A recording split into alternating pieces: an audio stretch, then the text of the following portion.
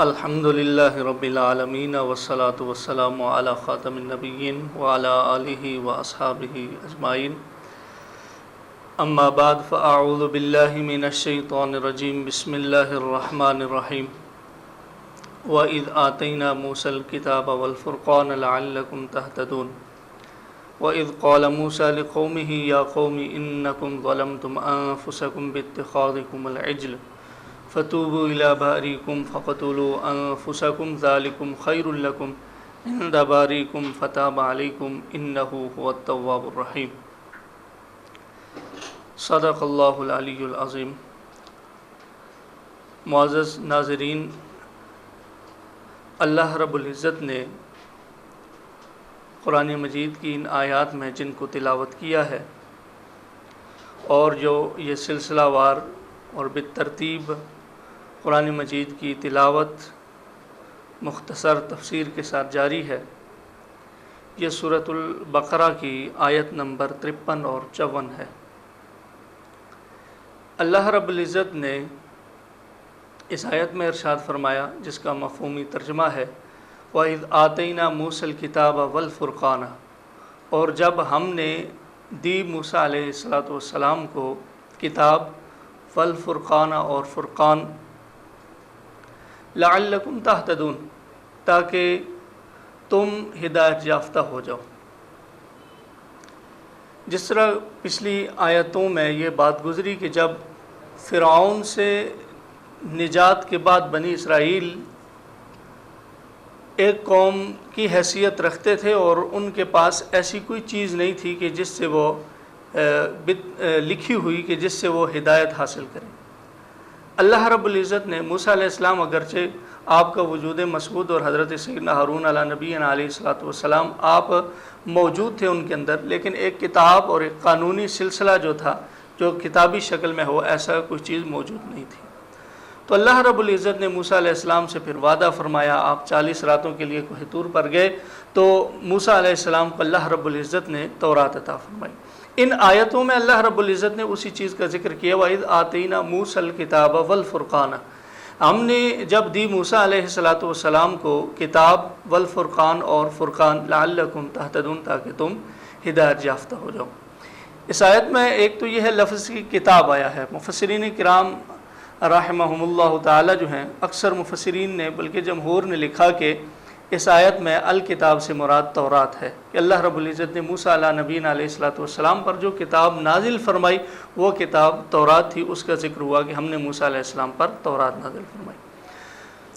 پھر فرمایا والفرقان، اور ہم نے فرقان نازل کی۔ بعض علماء نے یہاں پر لکھا کہ الکتاب اور الفرقان یہ دونوں ایک ہی چیزیں ہیں، یعنی کتاب نازل فرمائی اور ایسی کتاب نازل فرمائی کہ جو کتاب حق و باطل کے درمیان فرق کرنے والی ہے، حق و باطل کو ڈیوائیڈ تقسیم کرنے والی ہے، ایسی کتاب موسیٰ علیہ السلام پر نازل فرمائی۔ اس کا دوسرا مفہوم یہ بھی ہے، والفرقان، ہم نے موسیٰ علیہ السلام کو کتاب دی اور ہم نے موسیٰ علیہ السلام کو فرقان عطا کی۔ فرقان سے مراد علماء نے کچھ نے یہ بھی لکھا کہ یہاں پر اس سے مراد انفراق البحر ہے، کہ جو موسیٰ علیہ السلام کو اللہ رب العزت نے یہ طاقت عطا فرمائی، آپ نے عصا مارا اور وہ دریا یا سمندر جو تھا وہ پھٹ گیا اور وہاں پر اس راستے جو ہے وہ بن گئے۔ تو علماء نے لکھا کہ یہاں پر اس سے مراد یہ ہے انفراق، پھٹنا، جدا ہونا۔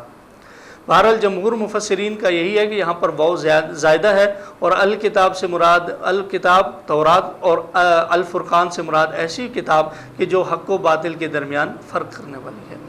اس کے بعد اللہ رب العزت نے علت بیان کی کہ یہ کتاب جو ہے اس کے نزول کا مقصد کیا ہے، اس کو ہم نازل کیوں کر رہے ہیں، تو اس کو اللہ رب العزت نے بیان فرمایا لعلکم تہتدون، مقصد یہ ہے تاکہ تم ہدایت یافتہ ہو جاؤ، تاکہ تم تقوی والے ہو جاؤ، پرہیزگار ہو جاؤ اور اللہ رب العزت کی طرف جو ہے وہ رجوع کرنے والے ہو جاؤ۔ کتاب کا مقصد یہ ہے۔ اب یہ دیکھیں یہ بنی اسرائیل کو اللہ رب العزت پیغام دے رہا ہے، جس کو اللہ رب العزت نے نقل کیا قرآن مجید میں، نبی رحمت صلی اللہ تعالیٰ علیہ وآلہ وسلم کے سینے پر بھی اتارا۔ اور جس طرح کہ میں پہلے بھی یہ بات عرض کر چکا ہوں کہ سابقہ جو واقعات ہیں ان میں قرآن مجید نے تفصیل نہیں رکھی، بلکہ مختصر واقعہ جو ہے اس کو ذکر کر دیا جاتا ہے۔ اور ایسے ایسے واقعات ہی ذکر کیا جاتے ہیں کہ جن میں عبرت ہو، سبق ہو اور درس کا کوئی پہلو نکلتا ہو۔ تو اس آیت میں بھی ہمارے لیے درس کا یہ پہلو ہے کہ جس طرح بنی اسرائیل پر کتاب تورات نازل ہوئی حضرت موسیٰ علیہ السلام پر، اور انہوں نے جو ہے وہ اپنی امت کے لیے یہ تحفہ جو ہے وہ پیش کیا اور فرقان حق و باطل کے درمیان فرق کرنے والی تھی، اسی طرح ہم پر ہمارے نبی رحمت للعالمین صلی اللہ تعالیٰ علیہ وآلہ وسلم پر بھی اللہ رب العزت نے ایک کتاب قرآن مجید کی صورت میں نازل فرمائی ہے۔ اس کتاب کے لیے اللہ رب العزت نے فرقان کا لفظ استعمال فرمایا، اور قرآن کے لیے بھی اللہ رب العزت نے فرقان کا لفظ استعمال فرمایا، جیسا کہ اللہ رب العزت نے ارشاد فرمایا تبارک الذی نزل الفرقان علی عبدہ لیکون للعالمین نذیرا، بڑی برکت والا ہے وہ رب جس نے نازل کیا فرقان کو، یعنی ایسی کتاب کو جو حق و باطل کے درمیان فرق کرنے والی ہے، علی عبدہ اپنے بندے پر، لیکون للعالمین نذیرا تاکہ وہ تمام عالمین کو ڈرانے والا ہو، ڈر سنانے والا ہو۔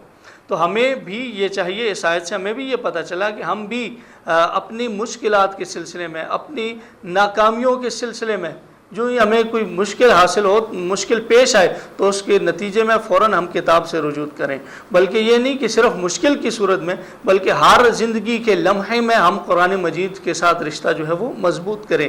یہ حکم تو تورات کے لیے ہے، لیکن قرآن مجید میں اس کا نازل ہونا بھی اس بات پر دلیل ہے کہ ہمیں بھی اللہ رب العزت نے اس چیز کی طرف راغب کیا ہے کہ قرآن مجید جو ہے اس کے ساتھ اپنے رشتہ اور اس کے ساتھ تعلق کو جو ہے وہ مضبوط کر لیا جائے۔ نبی رحمت صلی اللہ تعالیٰ علیہ وآلہ وسلم کی ایک حدیث ہے، بلکہ اس مہینے کے ساتھ جو ہے وہ منسلک اور وابستہ بھی ہو سکتی ہے۔ رسول رحمت صلی اللہ تعالیٰ علیہ وآلہ وسلم نے فرمایا میں تم میں دو بھاری چیزیں جو ہے وہ چھوڑ کر جا رہا ہوں، بلکہ ارشرف المحبت کے اندر یوسف بن اسماعیل نبہانی رحمہ اللہ تعالیٰ نے ثقل اور ثقلین کا جو ہے اس کا مطلب بیان کرتے ہوئے یہاں پر ارشاد فرمایا کہ ایسی دو چیزیں کہ جن کا جو ہے وہ ہم پایا کوئی نہیں ہے، ایسی دو چیزیں جو ہے وہ چھوڑ کر جا رہا ہوں۔ فرمایا ان میں ایک میری جو ہے وہ کتاب ہے، اس کو تم نے مضبوطی سے پکڑنا ہے، اور دوسرا فرمایا اطرت اہل بیتی، میرے اہل بیت ہیں، ان کے ساتھ رشتہ جو ہے وہ مضبوط کر لینا ہے۔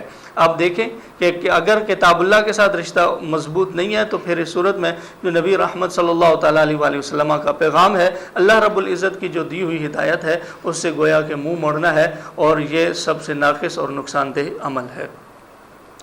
اللہ رب العزت نے اس سے اگلی آیت میں ارشاد فرمایا وَإِذْ قَالَ مُوسَىٰ لِقَوْمِهِ يَا قَوْمِ إِنَّكُمْ ظَلَمْتُمْ أَنفُسَكُمْ بِاتِّخَاذِكُمُ الْعِجْلَ فَتُوبُوا إِلَىٰ بَارِئِكُمْ فَاقْتُلُوا أَنفُسَكُمْ ذَٰلِكُمْ خَيْرٌ لَكُمْ عِندَ بَارِئِكُمْ فَتَابَ عَلَيْكُمْ إِنَّهُ هُوَ التَّوَّابُ الرَّحِيمُ۔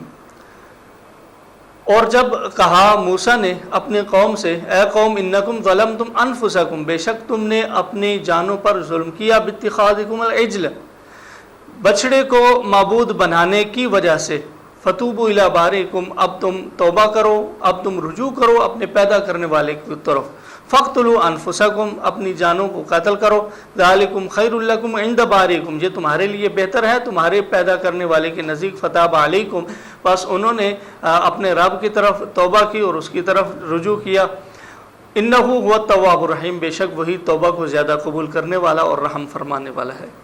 اس آیت کا پس منظر بھی پچھلی آیات میں کچھ گزر چکا اور کچھ آج جو ہے وہ باقی گزرے گا، کہ جب موسیٰ علیہ السلام تورات لینے کے لیے کوہ طور پر گئے تو 40 دن آپ وہاں پر رہے، تو 40 دن کے اندر جو ہے وہ قوم گمراہ ہو گئی، اس کے اندر بے شمار لوگ ایسے تھے جو بتوں کی پوجا کی طرف، بچڑے کی پوجا کی طرف جو ہے وہ انہوں نے رجوع کر لیا۔ اب موسیٰ علیہ نبینا علیہ السلام جب واپس تشریف لائے تو حضرت سیدنا ہارون علیہ نبینا علیہ السلام کو تھوڑی ڈانٹ ڈپٹ کی، اور اس کے بعد فرمایا یہ قوم کے ساتھ تم نے کیا کیا؟ فرمایا میں نے تو تبلیغ کی لیکن یہ قوم انہوں نے میری بات کو نہیں سنا۔ تو جب موسیٰ علیہ نبینا علیہ السلام واپس آئے تو آپ نے پھر قوم کو مخاطب کر کے کیا فرمایا؟ وہ اللہ رب العزت نے اس آیت میں ارشاد فرمایا یا قوم انکم ظلمتم انفسکم، اے قوم اب جب تم نے شرک کر ہی لیا ہے، جب تم نے بچڑے کی جو پوجا ہے اس کو کر ہی لیا ہے، انکم ظلمتم انفسکم، بے شک یہ تم نے اپنی جانوں پر ظلم کیا ہے۔ اب اس کا مطلب یہ ہے کہ جو شرک کرتا ہے اور اللہ رب العزت کے ساتھ کسی کو شریک ٹھہراتا ہے، چاہے اس کی صفات ہوں، چاہے اس کی ذات ہو یا صفات کے تقاضے ہوں، ان میں اللہ رب العزت جب کوئی بندہ اللہ رب العزت کے ہاتھ شریک ٹھہراتا ہے تو اس کا مطلب یہ ہے کہ وہ اپنی جانوں پر ظلم کرتا ہے. جس طرح اللہ رب العزت نے فرمایا کہ ان اللہ لا یظلم ان یشرک بہ ان اللہ لا یغفر ان یشرک بہ ویغفر ما دون ذلک لمن یشاء. فرمایا اللہ رب العزت جو ہے وہ نہیں بخشتا کسی بھی گناہ کو کہ اس کے ساتھ جو ہے وہ کسی کو شریک کیا جائے. وَيَغْفِرُ مَا دُونَ ذَلِكَ لِمَن يَشَاءُ. اس کے علاوہ جتنے بھی گناہ ہیں اللہ رب العزت ان کو معاف فرما دیتا ہے. اللہ رب العزت ان کو جو ہے وہ ہدایت عطا فرما. اب انہوں نے شرک کیا. شرک کی وجہ سے موسیٰ علیہ نبینا علیہ الصلوۃ والسلام نے ان کو ڈانٹ ڈپٹ کی اور پھر اپنے رب کا حکم سنایا. رب کا حکم کیا تھا؟ فَقْتُلُوا أَنفُسَكُمْ. اب تم اپنے جانوں کو جو ہے وہ قتل کرو. اللہ رب العزت نے ان کو حکم یہ دیا کہ اب اپنے ایک دوسروں کو نفسوں کو جو ہے وہ کیا کرو؟ قتل کرو. ایک دوسرے کو قتل کرو. علماء و مفسرین نے یہاں پر بحث کرتے ہوئے بڑی خوبصورت بات کی اور لکھا کہ اللہ رب العزت نے فَقْتُلُوا أَنفُسَكُمْ کے تحت جو ارشاد فرمایا اس سے مراد یہ ہے کہ ہر شخص اپنے قریبی رشتہ دار کو قتل کرے. یعنی وہ شخص قتل کرے کہ جو گناہ میں ملوث نہیں تھا, بتوں کی اس نے پوجا نہیں کی, بچڑے کی پوجا نہیں کی, اب وہ اس کو قتل کرے کہ جو بچڑے کی پوجا میں لگ گیا ہے. تو ایسا ہی ہوا. موسیٰ علیہ السلام نے ان کو حکم دیا کہ ایسا کرو کہ اپنی چادروں کے ساتھ گوٹ مار کر ایک جگہ پر لائن کے اندر بیٹھ جاؤ. جنہوں نے شرک کیا ہے اور وہ لوگ تمہیں قتل کریں گے کہ جنہوں نے شرک نہیں کیا. اب جو ہی یہ بات ہوئی تو وہ تیار ہو گئے, حکم کی تعمیل ہوئی. اب وہ لوگ جنہوں نے شرک نہیں کیا تھا, ان کا کوئی ماما تھا, کوئی چچا تھا, باپ تھا, بیٹا تھا, مختلف رشتے تھے. تو جو ہی انہوں نے وہ اپنے رشتے دیکھے نا تو ان کے ہاتھ سے تلوار چھوٹ گئی. ان کے ہاتھ میں وہ جو تھا چیز وہ چھوٹنا شروع ہو گئی. اور اب وہ اس چیز کو گویا کہ نہیں کہ ہم ان رشتوں کو کیسے قتل کریں. تو اللہ رب العزت نے زمین کو حکم دیا, اس نے بخارات چھوڑے. آسمان کو حکم دیا کہ اس نے سیاہ بادل کے ساتھ اندھیرا کر دیا. جو ہی اندھیرا ہوا تو موسیٰ علیہ السلام کو حکم ہوا کہ اب امت سے کہیں کہ وہ ان کو قتل کرے. کئی روز تک یہ قتل ہوتا رہا. حضرت سیدنا علی المرتضیٰ رضی اللہ تعالیٰ عنہ سے روایت ہے بغوی کے اندر, فرمایا نبی رحمت صلی اللہ تعالیٰ علیہ وآلہ وسلم نے حضرت علی رضی اللہ تعالیٰ عنہ آپ فرماتے ہیں کہ تقریباً 70,000 بنی اسرائیلی جو ہیں وہ قتل کر دیے گئے. جب 70,000 بنی اسرائیلی قتل ہوئے تو موسیٰ علیہ نبینا علیہ الصلوۃ والسلام اور حضرت ہارون یہ اللہ رب العزت کی بارگاہ میں گڑ گڑائے, روئے اور دعا کی, فرمائے الہی بنی اسرائیل اب ختم ہونے والے ہیں, تو معاف فرمانے والا ہے, تو معاف فرما دے. تو اللہ رب العزت نے معاف فرما دیا. اندھیرا ختم ہوا, بخارات ختم ہوئے. جب دیکھا گیا تو بے شمار تعداد تھی اور ان گنت تعداد تھی کہ جو بنی اسرائیلیوں کی شہید ہو گئے, قتل ہو گئے. اب موسیٰ علیہ السلام جو ہے وہ پریشان ہوئے تو اللہ رب العزت نے فرشتے کو بھیج کر موسیٰ علیہ السلام کو پیغام دیا, موسیٰ اس بات پر خوش نہیں ہو کہ قاتل جو قتل کرنے والا ہے وہ بھی جنتی ہے, اور جو مقتول ہو چکا ظاہر ہے وہ اب گناہوں کی سزا پا چکا, وہ بھی قتل جو ہے وہ جنتی ہو چکا ہے. اس سے ہمیں ایک اور بات جو ہے وہ سمجھ آتی ہے اس آیت سے. آخری آیت کے حصے میں اللہ رب العزت نے اپنی جو صفات ہیں ان کو ذکر فرمایا کہ بے شک وہ بہت زیادہ توبہ کو قبول کرنے والا ہے اور بہت زیادہ رحم فرمانے والا ہے. ہمیں اس آیت سے کیا چیز حاصل ہوتی ہے؟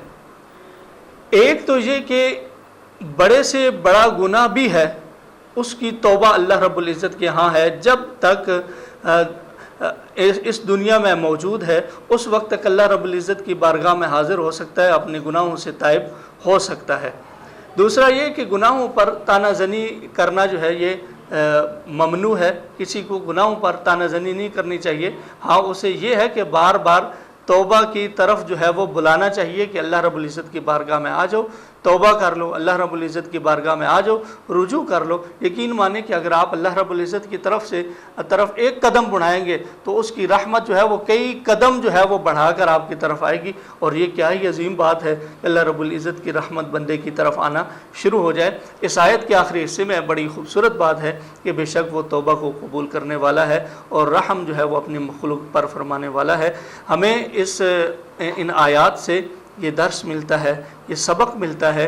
ایک تو یہ کہ جو کتاب ہے, جو کتاب ہدایت ہے, اس کے ساتھ اپنا رشتہ مضبوط کر لیں. اور دوسرا یہ کہ اگر کوئی گناہ کرتا ہے اور اس کی سزا بھی اس دنیا میں پا لیتا ہے۔ مثال کے طور پر کسی نے قتل کیا، اس کے بدلے میں وہ قتل کر دیا گیا قصاصاً۔ اسی طرح کسی نے اللہ کی پناہ زنا کیا اور اب اسے جو ہے وہ حد لگ گئی، حد جاری ہو گئی، اسے کوڑے لگ گئے، یا اسی طرح وہ رجم کر دیا گیا، اب ہمیں یہ حق نہیں پہنچتا کہ ہم اس کے اوپر گفتگو کرنی شروع کر دیں اور اس کو موضوع سخن بنانا شروع کر دیں، جی فلاں ایسے ہے، فلاں ایسے ہے، فلاں ایسے ہے۔ اور ایک بات یہ بھی ہے کہ ہمارے ہاں ایک تو یہ کہ اللہ رب العزت نے جو گناہوں کے چھپانے کا حکم ارشاد فرمایا اس کو ضرور چھپانا چاہیے۔